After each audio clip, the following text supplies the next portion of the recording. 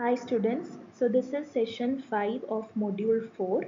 So in the previous session we were talking about hierarchical clustering and we have discussed one type of hierarchical clustering, that was agglomerative clustering. So in this session we'll be talking about the next hierarchical clustering method, that is divisive clustering. So divisive clustering method is the opposite of agglomerative clustering. It is generally less commonly used than the bottom-up approach, but it is important to understand this. The divisive method starts with one single cluster that contains all the objects, and the goal is to recursively split this cluster into two smaller clusters. These resulting subclusters are then themselves split into even smaller clusters, creating the hierarchy from top to bottom. The splitting continues until a termination condition is met, and this condition is usually either a pre-specified number of clusters, a minimum distance threshold, or simply when each cluster has only one object. And there are two types of divisive methods. One is monothetic and the other one is polythetic. So monothetic means you split a cluster using only one variable at a time. For example, splitting a population based only on age first, then splitting the resulting groups based only on income. So this raises the question, how does one choose the variable? So you choose the variable that has the largest variation or provides the best separation. The next one is polythetic. So this is the more common and generally preferred method. So you split a cluster using all of the attributes together. So this allows the split to capture complex interactions between all features. So here the question becomes how to allocate objects to clusters. So that is mainly addressed using the k-means like seeding approach we just discussed, that can be used. So next is the algorithm. We are using polythetic divisive algorithm. So these are the steps for it. So the first step is to decide on a method of measuring the distance between two objects, like Euclidean or Manhattan distance can be used, and select a threshold distance, which is one termination condition. Then we have to create a distance matrix for all pairs of objects within the cluster that is currently being split. Then find the two most dissimilar objects, that is the two objects that has the largest distance between them. The next step is termination check. If the largest distance found is smaller than your pre-specified threshold and there is no other cluster that needs to be divided, then the process will stop. Then step 5 is cluster splitting. We have to use the pair of objects identified in step 3 as the seeds of a k-means type algorithm to create two new clusters, and all other objects are then examined and placed in the cluster which has the seed with smaller distance. Then continue if there is only one object in each cluster, the process stops. Otherwise, we have to go back to step 2, decide which of the newly formed clusters to split next, and then repeat the entire process. So this is the algorithm for a polythetic divisive approach. Now, there are two main decisions required in a divisive algorithm. So, or we can say that these are the issues that need resolving, that arises at every step of the process. One is which cluster to split next. So, if we have multiple clusters, say after this first split, then we need a criterion to decide which one is the best candidate for the next division. Then second issue is how to split the chosen cluster. So once the cluster is selected, we need a robust measurable method to divide it into two meaningful subclusters. So what is the criteria for selecting the next cluster to split? So there are a few possibilities. Split the clusters in some sequential order. So this is a simple method, but it is arbitrary and it is rarely useful. Otherwise, split the cluster that has the largest number of objects. So this prioritizes balancing the size of clusters, or split the cluster that has the largest variation within it. So this is the most robust approach. We choose the cluster where the objects are most spread out or dissimilar, because splitting it promises the largest gain in cluster quality. So the first two approaches are simple, but splitting based on the largest variation, that is the most appropriate criterion. The next is the general approach to split a cluster into two.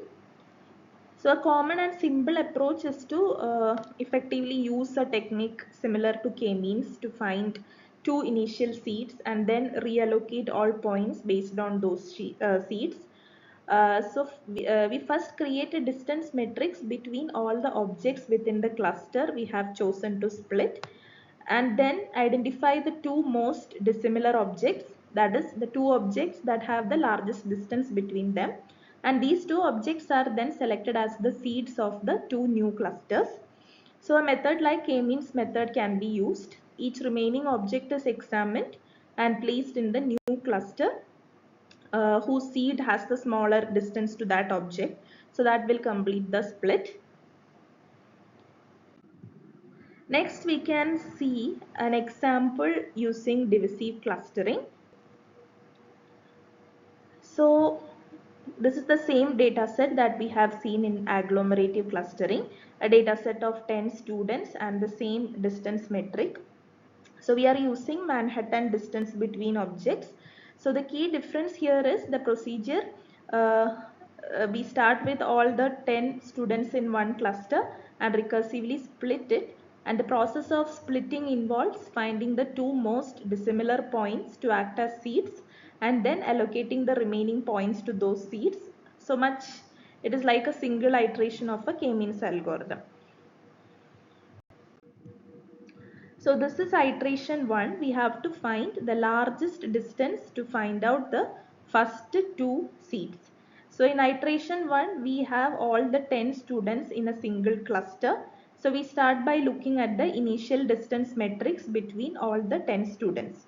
Then we have to find out the largest distance in this matrix. In agglomerative, we were finding out smaller distance because there we were merging. But here we have to find out the largest distance as we have to split the objects. So scanning the matrix, we find the largest distance is 106. So this is highlighted in green. The same process that we followed in agglomerative clustering is used for distance calculation. So here you can see the distance between S2 and S1. That is calculated like this. Just subtract the attribute values S3 and S1. It is also shown here. And from this you are selecting the largest distance. So that is between S4 and S6. So these two most dissimilar students, S4 and S6, they are the seeds of two new clusters. So we can then use a k-means like process to split the initial group. That is, every other student is assigned to the cluster whose seed, that is S1 or S6, is closest to them. So this creates our first two main clusters. We can call it as C1 and C2. So this is how C1 and C2 is defined. After the first split using S4 and S6 as seeds, these two clusters are being formed. Cluster C1 has S4, S1, S3, S7, S8, and cluster C2 has S6, S2, S5, S9 and S10. So next decision we have to take is which cluster to split next. So a good approach is to split the cluster that exhibits the largest internal variation, or simply the larger cluster. So here both C1 and C2 is having 5 objects. So we will choose to find the largest distance within C1 first to see if it is the most dissimilar group.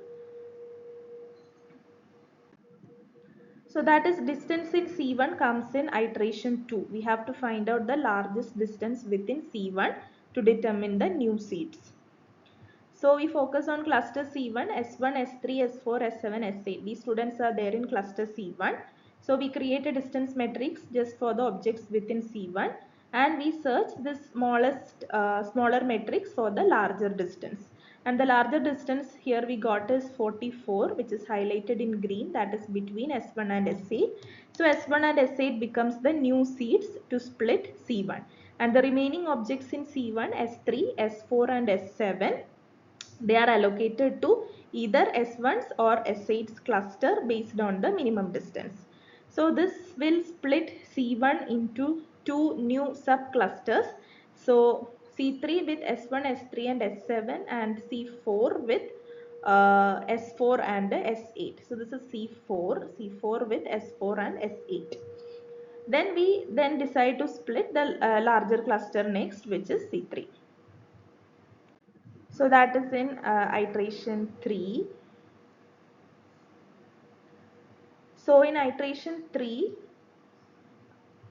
we focus on the subcluster C3, S1, S3 and S7, and we look at the distances between these three students. So there is a tie between the larger distance, that is 18, between S1 and S3 and S1 and S7. So we have to choose one pair to be the seats, for example S1 and S3. So S7 is then assigned to the closest seat.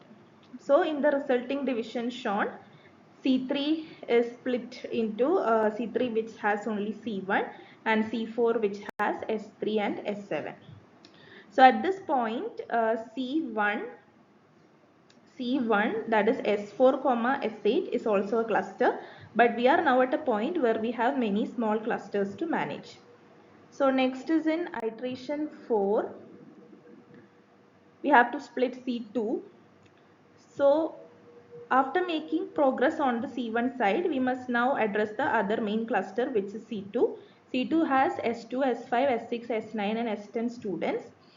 So we examine the distance matrix for the objects within C2, and the largest distance is 70. So that is found between S6 and S10. So these 2 points, S6 and S10, that becomes the new seeds to split C2, and the remaining objects S2, S5 and S9, that are assigned to the closest seat. So that will split C2 into two subclusters. So C2 has S6, S2, S5, S9 and C5 has S10. So to get these things we need to calculate the distance values to find out which point is closest to which cluster. We need to find out the distance values. So I'm not showing all the calculations over here, but when you're doing the problems you have to do that. So you will get these answers. Next is iteration 5, that is the final split of C2. So following the split of C2, we now focus on the largest remaining cluster on this side, which is the new C2 that we got just now. So look at the distance matrix for these four students, S2, S5, S6 and S9. So S6 and S9, that is becoming the final seeds to split the subcluster. So again it is creating two new clusters. For example, C2 which is having S6 and S5, and C6 which is having S9 and S2. So all the objects in the resulting clusters are now individual points or small tightly bound pairs. So the splitting process on this side is considered to be completed, and this depends on the termination criteria. And now with this I have drawn the dendrogram over here. So the structure is built from top to down. The original cluster at the very top, it is splitted into C3 on the left and C5 on the right. This was the initial step. And the left branch C3, it shows the splits involving S1, S3, S4, S7 and S8, and the right branch C5, it shows the splits involving S2, S5, S6, S9 and S10. So this final hierarchy, it is essentially a dendrogram which is turned sideways or just showing the connections. So this is the result of continually identifying the most dissimilar points within a cluster to drive the division process. So this is just drawn according to the splits that we have made in each iteration. Now this is a small comparison between agglomerative and divisive clustering. So when we are comparing them, comparing in terms of complexity, so divisive clustering is more complex because it requires a separate a flat method like k-means as a subroutine to perform each split. And time complexity, uh, for agglomerative algorithm, it takes order of n cubed. So this is just a mathematical notation to denote time complexity. So this agglomerative exhaustively it scans the distance matrix in every iteration, while optimizations can bring this down to order of n square. So that is generally slow for a very big input value, like very large n value, it is slightly slower. So divisive algorithm is considered to be more accurate because agglomerative clustering makes early decisions based only on the local patterns or neighbor points, so that cannot be undone later. And divisive clustering, on the other hand, it starts with a global distribution of data and makes top level partitioning decisions based on a maximizing separation. So that leads to better fundamental grouping. Next is the advantages and disadvantages of hierarchical approach. So advantages, it provides more insight into the data by showing a hierarchy of clusters. A tree like structure is there which is more richer than the flat partition produced by k-means, and it is conceptually similar and can be implemented easily, hierarchical method. And in some applications only if proximity, that is distance data, is only available, then hierarchical approach is often the best choice for this type of input. Then it can provide clusters at different levels of granularity, means it allows the users to choose the level that makes the most sense for their application. And next is disadvantages of hierarchical approach. So there is no mechanism to reassign incorrectly clustered objects. So once an object is placed on a merge or a merge occurs, that decision is fixed for all the subsequent steps. We cannot undo that. Now the time complexity can be high. It is often order of n cube, making it slow for massive data sets. So we have seen for a simple agglomerative or divisive, so much iteration, so much calculations we have to do. And the distance matrix requires order of n cube in terms of space in the memory, and which quickly it becomes too large for a higher number of objects. And the results are very sensitive to the choices that we make.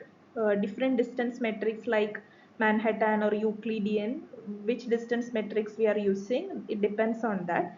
And how you scale your data, that can significantly change the resulting dendrogram and the final clusters. So this is all about hierarchical clustering. Thank you.